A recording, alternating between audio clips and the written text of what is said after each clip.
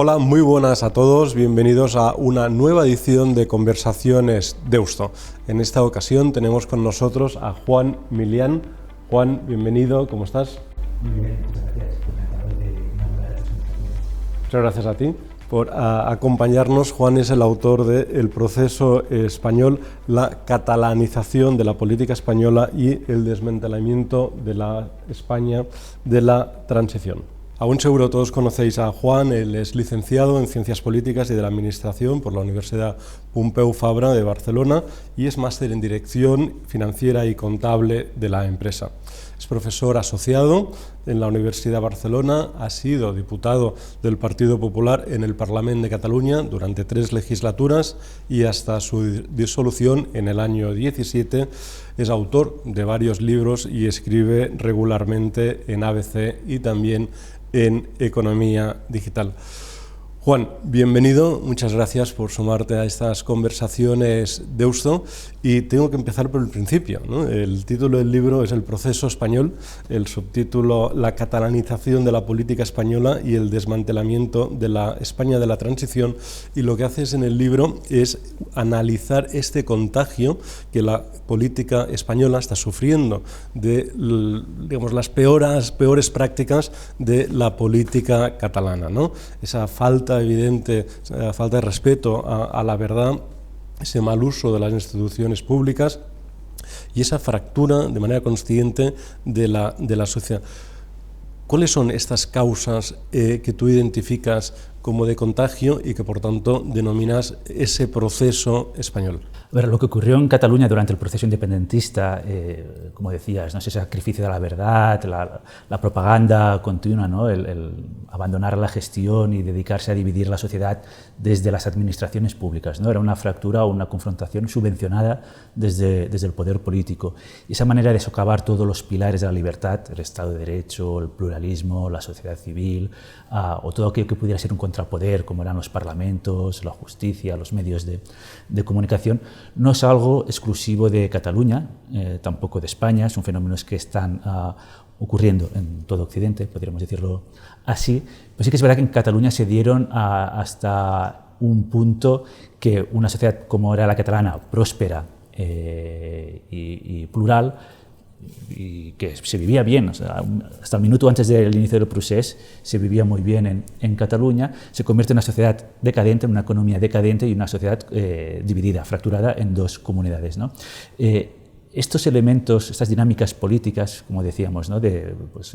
La mentira permanente, el socavar todas las instituciones que puedan hacer sombra al poder ejecutivo, o la división de una manera, digamos, premeditada de la sociedad, las está replicando el gobierno de España, sobre todo, esto ya empezó incluso antes del proceso Zapatero, pero sobre todo ahora con el gobierno entre Pedro Sánchez y Podemos. Y es un poco el motivo del libro, ¿no? Esta preocupación, esta angustia de ver cómo una sociedad en la que vivíamos como Cataluña, donde se vivía realmente bien, de repente por unas dinámicas políticas eso se rompe y la política pasa a cambiar nuestras vidas, nuestra vida cotidiana. Dejamos de hacer cenas con algunos amigos, de compañeros de trabajo, se cambian muchas costumbres, incluso se llega a un punto, y esto es lo diferente, ¿no? Que no pasa en otras sociedades occidentales, o no llega hasta este punto, que en Cataluña llega un momento en el 17, y eso es lo que intento transmitir en el primer capítulo, la ruptura es tan grande, el clima de asfixia contra el discrepante, contra aquel que piensa diferente del poder político, es tan grande que, bueno, muchas familias se plantean irse, abandonar esa comunidad, ¿no? Y es algo que me gustaría que se evitara, ¿no? Por eso escribo el libro, ¿no? Que España no llegue por dinámicas políticas a una situación de este tipo, ¿no? En el cual una parte de la sociedad se sienta excluida o asfixiada por el poder político. Pero podríamos decir, Juan, que el libro está más vigente que nunca, ¿no? Porque cuando empezaste a escribir el libro era una cuestión evidente, cuando se publicó todavía más, pero el gobierno no deja de querer darte la razón.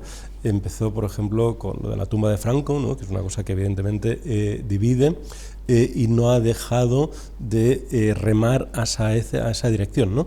A esa fracturación o intento de fracturación, de división de la sociedad. cuando al mismo tiempo es evidente que es un arma completamente populista, es decir, es primero de populismo el querer dividir a la sociedad. Uno lo puede hacer por cortoplacismo, por interés político, pero ¿cuáles son los efectos a largo plazo que esto produce?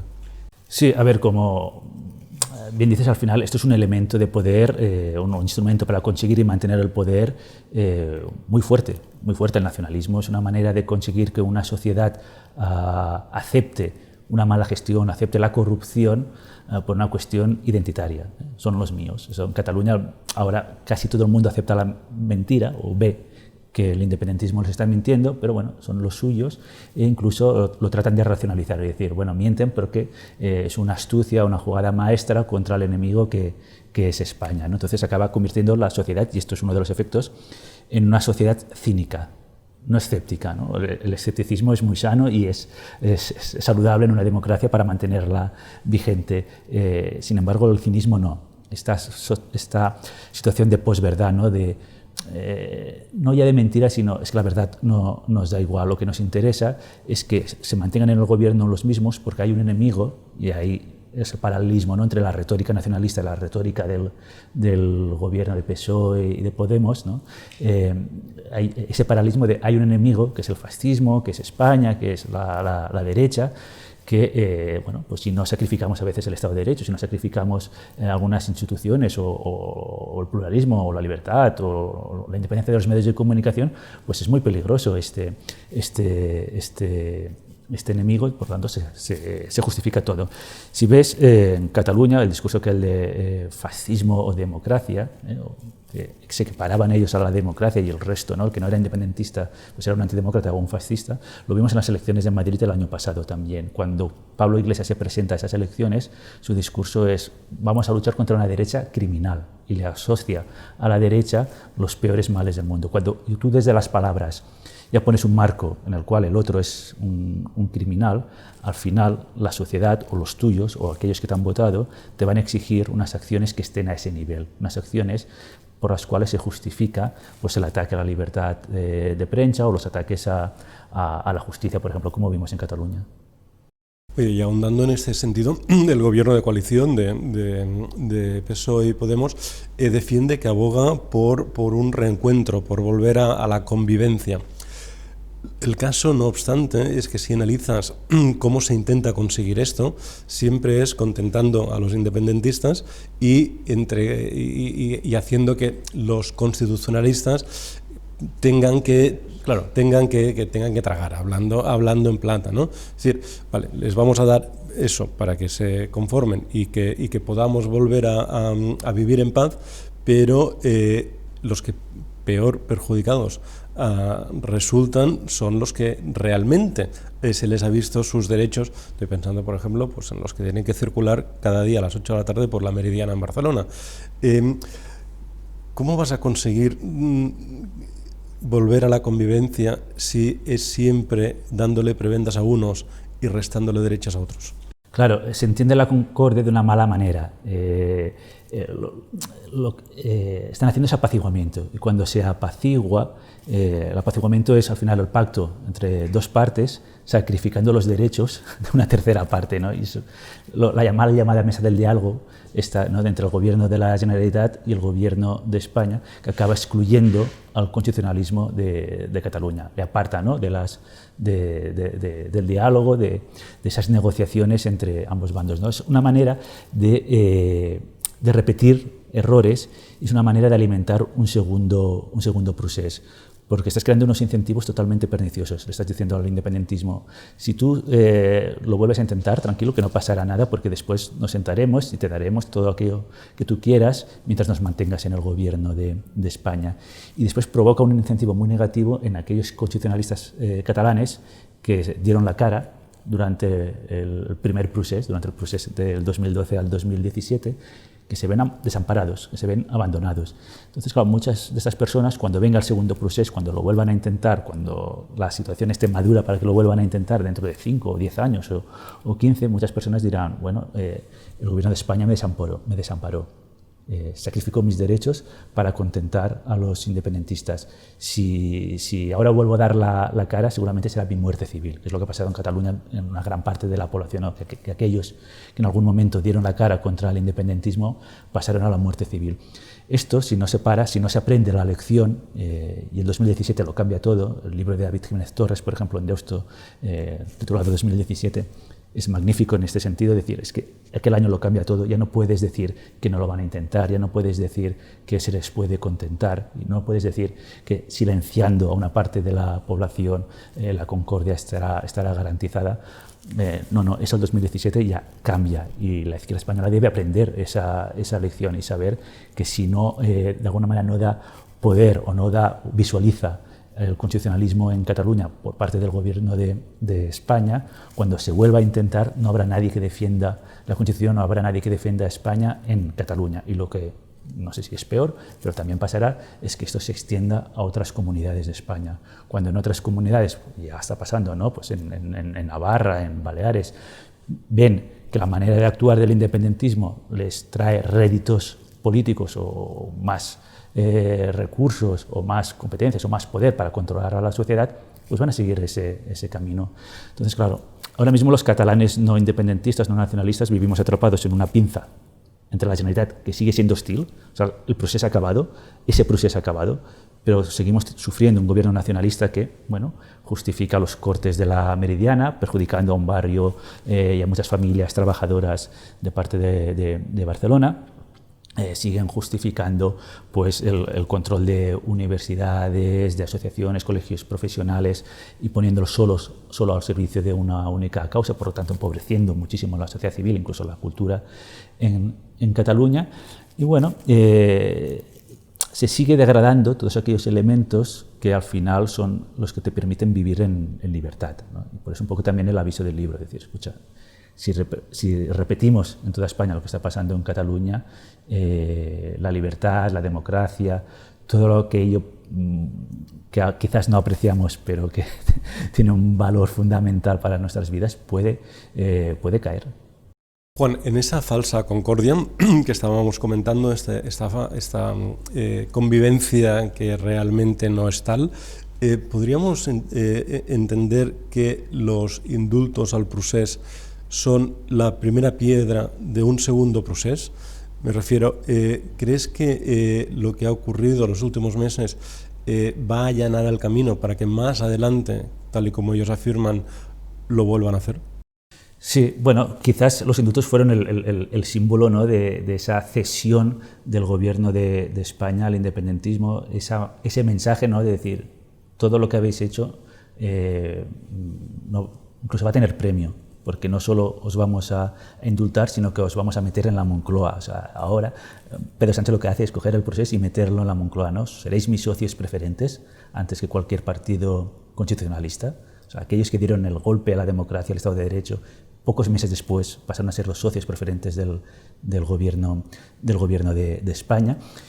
Y después hemos visto que todo ha seguido esa misma línea. Es decir, la preferencia del gobierno de España en Cataluña ha sido Esquerra Republicana. De hecho, ya casi hay un pacto, una manera de mantenerse en el poder entre el gobierno de la Generalitat y el gobierno de España, sacrificando los derechos de los catalanes no independentistas, no convirtiéndolos o manteniéndolos como ciudadanos de segunda en Cataluña.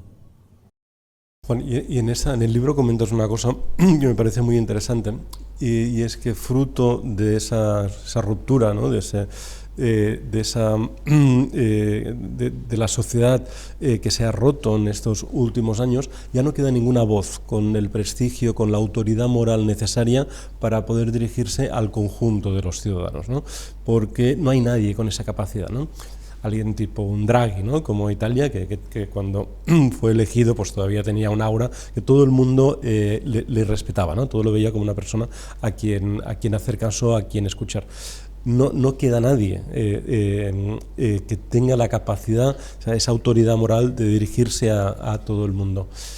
Claro, eso tiene muy fácil arreglo. ¿Cómo hacemos para volver a una convivencia que realmente sea una convivencia real?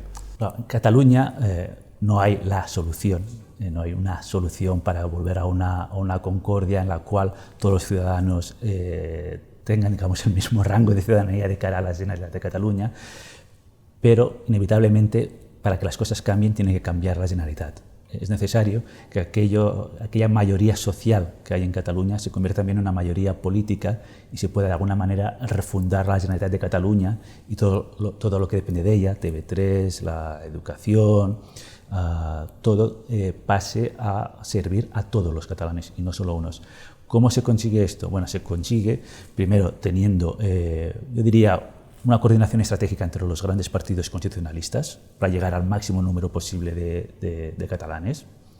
Después, que el gobierno de España o que haya grandes pactos de Estado entre los partidos constitucionalistas para devolver el Estado a Cataluña, para devolver la idea de España a Cataluña, que los catalanes que se sientan españoles no se sientan desamparados, no sientan que les hayan quitado el país, porque al final, como dice el refranero, ojos que no ven, corazón que no sienten. Si la idea de España desaparece de Cataluña, pues tardará más o menos, pero al final una gran parte de la población también se desconectará emocionalmente de España. Y después hay que consolidar proyectos en Cataluña, consolidar liderazgos. Hay un problema de liderazgo, ¿no? Como decías, de autoridad en Cataluña. No se percibe pues, personas que puedan hablar a toda la sociedad, no solo en la política, tampoco en la economía, en el mundo cultural. Todo se ha fragmentado demasiado. Hace falta que haya no solo proyectos ilusionantes, sino consolidar liderazgos en todos los ámbitos, y aquí pues hará falta una mayor responsabilidad por parte de la sociedad, pero también habrá que de alguna manera nivelar el tablero de juego, ¿no? La administración catalana está al servicio de una mitad, pues bueno, por lo menos el Estado que ayude al constitucionalismo, o desde los partidos constitucionalistas ayude a que el constitucionalismo en Cataluña sea más visible y pueda consolidar estos liderazgos, ¿no? Que consigan al final que sea posible o que se perciba que el cambio es posible en Cataluña, porque este es un grave problema que sufrimos actualmente, que una parte importante del constitucionalismo se resigna, piensa que bueno, esto no va a cambiar nunca, estos van a gobernar siempre y por lo tanto desconectan de la política catalana. Dicen TV3, el Parlamento de Cataluña, la Generalitat, esto es de los nacionalistas y no hay nada que hacer. Esto es una profecía que se autocumple. Cuando hay una parte de la población que cree que nada puede cambiar, nada cambia. Entonces hacen falta estos liderazgos para que la sociedad catalana entienda que sí que puede cambiar, que no estamos condenados a la decadencia en la que vivimos actualmente. Cataluña vive una decadencia y normalmente una sociedad decadente no lo percibe, no ve la decadencia, es algo progresivo. Pero los que vivimos entre Barcelona y Madrid sí que nos damos cuenta de la degradación de Barcelona en los últimos años desde todos los puntos de vista, no ya solo la suciedad, o el cierre de comercios y ese ambiente más de tristeza, ¿no? Que contrasta tanto con Madrid. Si no creemos que esto puede cambiar, no cambiará. Y hacen falta estos liderazgos que nos convenzan de que esto se pueda cambiar. Juan, en el libro analizas con mucho detalle lo que vienes en llamar el desmantelamiento de la España de la transición. ¿Hasta qué punto el pacto del 78, ese pacto que nos ha reportado 40 años largos de bienestar, de progreso, de Unión Europea, de paz social, de crecimiento económico, evidentemente, hasta qué punto está herido, está mal herido, está herido de muerte, es recuperable? Hemos llegado a un punto donde es muy difícil volver atrás. ¿Cuál es tu diagnóstico? Sí, estamos en un punto en el cual la izquierda, que hace tanta apología de la memoria, lo que ha hecho es una desmemoria brutal. O sea, ha intentado que nos olvidemos de lo que significó la transición. La transición no fue un pacto por el olvido. Los grandes padres de la transición tenían muy presentes la historia de España y supieron no cometer los mismos errores que se cometieron años atrás. Supieron ser pragmáticos, pero a la vez tener una visión integradora de todas las ideologías en España. Y eso, como decías, nos dio décadas de prosperidad. Pocos países en el mundo han cambiado tanto como España en tan pocos años, ¿no? Pasando de una dictadura a una democracia, de un país muy centralizado a un Estado autonómico que está al nivel de los países federales, pues, más descentralizados, a nivel de prosperidad, de avances desde el punto de vista cultural, etcétera, etcétera, etcétera, ¿no? Esto desde la izquierda se pretende olvidar, se pretende de alguna manera esconder para volver a una política de división, de resentimiento, de conflicto, porque creen que en este tipo de política habrá una mayoría que siempre les apoyará, pase lo que pase. Yo tengo una esperanza, que es este tipo de política populista, al final de confrontación, desde el poder político, pero que afecta a toda la sociedad, tiene los días contados. Hay un momento, algunos politólogos ya hablan del momento postpopulista, en el cual las sociedades se cansan de odiar, se cansan del conflicto permanente y de alguna manera vuelven a la reconciliación, de alguna manera vuelven a cierta normalidad. Yo creo que esto va a acabar pasando. En Cataluña sí que es verdad, por ejemplo, que una parte de la sociedad pues ya ha querido olvidar el procés y se vuelven a tejer amistades que se perdieron en el pasado, ¿no? Esta es mi esperanza, que ese plan de desmemoria, ese plan de fracturar la sociedad para mantener el poder político acabe fracasando, porque al final la gente se acaba cansando de odiar al vecino, porque estamos hablando de eso. O sea, en Cataluña el odio no era a personas lejanas o abstracciones, no, era al vecino. Era al que era tu amigo, era tu compañero de trabajo, era incluso en algunas familias la división entre padres e hijos, y divisiones muy, muy duras, ¿no? Entonces hay un momento que la sociedad esto ya no lo puede asumir más y se vuelve, ¿no?, a un momento de reconciliación. Nuestra responsabilidad sería que este momento de reconciliación o ese momento de, digamos, de normalización otra vez de la sociedad venga lo antes posible, que no se cometan o no se tomen decisiones que sean irreversibles, como por ejemplo fue el Brexit, ¿no? El Brexit también fue un momento populista y se tomó una decisión que es irreversible, que es salir de la Unión Europea. El procés podría haber acabado en una decisión irreversible, que era la independencia de Cataluña. Bueno, pues igual, seamos responsables para no tomar decisiones que sean irreversibles en un momento populista, en un momento donde las emociones nublan la razón, y aceleremos el proceso, ¿no?, de concordia, de reconciliación y de reencuentro. En esto, un poco a continuación de esto que dices, hace poco estuve en un debate donde hablaban por un lado Felipe González y estaba también Miquel Roca y Herrero de Miñón como representantes de los padres de la Constitución, ¿no? Y una de las preguntas que se les hacía es: ¿cómo conseguisteis poneros de acuerdo? Y la respuesta tanto de Roca como de Herrero de Miñón, secundada por Felipe, era: nos pusimos de acuerdo porque sabíamos cuál era la alternativa. Es decir, decían, no es que el pueblo lo quisiera, que lo quería, no es que todos sabíamos que había llegado un momento que el pacto era la única forma posible, es que en aquel momento sabíamos perfectamente cuál era la alternativa, ¿no?, refiriéndose a la confrontación del 36. Y luego decían, ¿no?, por añadiduría, decían, los que ahora quieren romper este pacto y quieren empezar un proceso constituyente o reformar de arriba abajo la Constitución y tal, han perdido de vista cuál es la alternativa. Quizá, tal como bien dices, ¿no?, cuando uno ve hacia dónde va ese odio perenne, ¿no?, se cansa de odiar, igual acaba viendo el precipicio, dice, oye, no hagamos nada, como bien decías, que sea irreversible. Sí, no, y ya digo, esperemos que esto sea lo antes posible, ¿no?, este paso hacia la reconciliación. Es decir, que por ejemplo en Cataluña, claro, llevamos ya muchos años de confrontación y odio, y en esto soy optimista. Veo como los jóvenes se han desconectado de esta manera de hacer populista, independentista en Cataluña. Hay muchos estudios ya que te dicen que 30-40% de los jóvenes de Barcelona, área metropolitana, que eran independentistas en el 2017, ahora ya no lo son. Y se va extendiendo, o sea, demográficamente se está ganando la batalla al populismo independentista, ¿no? Entonces, bueno, la situación no es irreversible y en los jóvenes hay una esperanza.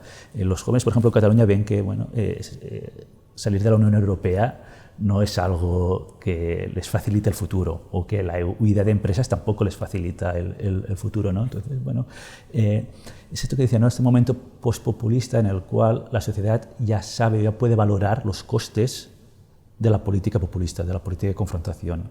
Ahora llevamos muchos años de este tipo de política y ya sabemos que eso tiene un coste. Antes ponías el caso de Mario Draghi en Italia, ¿no? Bueno, es como nuestro país hermano, Italia, ¿no? Puedes comparar España, Italia. Bueno, pues en la situación ahora de pandemia, los italianos han sabido no hacer populismo como ha hecho el gobierno de España, que prefirió la confrontación y el no es no, como presumía Pedro Sánchez en la prensa internacional, decía, no, yo no pienso pactar con la derecha española. Y vemos los resultados. Italia está saliendo, la economía va mucho mejor que la española en la actualidad, y el país vive una situación mucho más normal que la que vive España en la actualidad, con un gobierno que sigue y parece hasta que no cambie va a seguir en esta política del proceso, ¿no? del proceso español. Juan, muchísimas gracias por este ratito, muchísimas gracias por irnos desgranando todas estas ideas clave que explicas y que has trasladado y has puesto negro sobre blanco en el proceso español. Muchísimas gracias por el libro y enhorabuena. Gracias a ti, Juan, y gracias a todos vosotros por habernos seguido en estas conversaciones de Deusto. Os emplazo al siguiente episodio de Conversaciones Deusto. Muchas gracias, hasta la próxima.